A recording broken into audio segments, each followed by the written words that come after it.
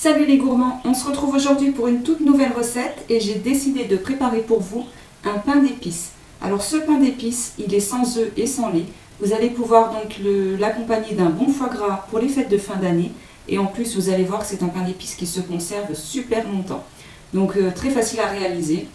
Donc je vous propose de vous retrouver tout de suite pour la lecture des ingrédients. Pour la réalisation de notre pain d'épices, nous aurons besoin de 125 g de farine de seigle ou complète, 125 g de farine blanche, 250 g de miel liquide, un demi-sachet de levure chimique, une cuillère à café de 4 épices, une demi-cuillère à café de cannelle, une pincée de sel et 180 g d'eau.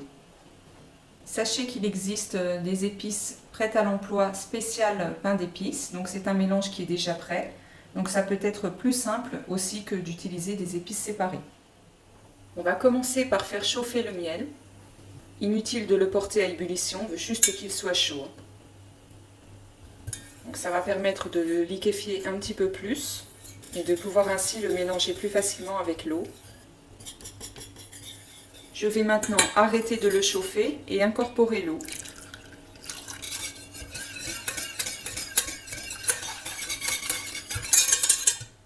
Pendant ce temps, dans le bol du robot, on va verser la farine de seigle, la farine blanche, le sel, puis les épices,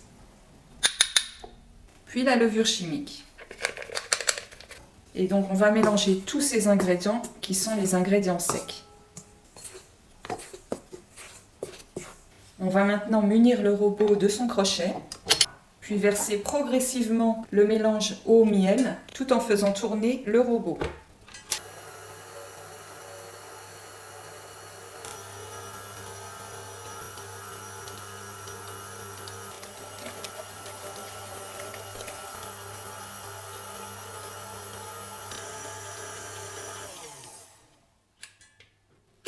Au bout de 10 minutes de pétrissage, notre pâte à pain d'épices est prête. On va pouvoir la verser dans un moule beurré et fariné.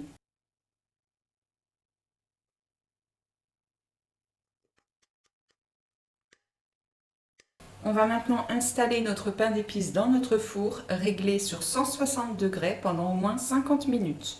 La cuisson peut varier d'environ 5 minutes selon votre four.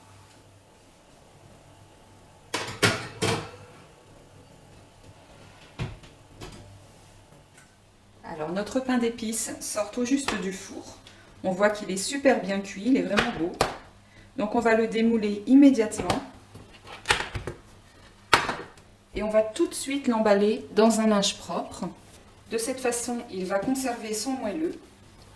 Et on va devoir le laisser un petit peu maturer pendant 1 ou 2 journées avant de le déguster. Ça va lui permettre aussi de développer tous ses arômes. Alors j'ai laissé rassir le cake pendant 1 journée, donc vous pouvez voir qu'il est très bien. Hein. Et je vais le couper devant vous. Voilà, notre pain d'épices. Comme vous pouvez voir, on peut faire des tranches ultra fines sans qu'il ne se casse. Et il est vraiment délicieusement parfumé. Hein.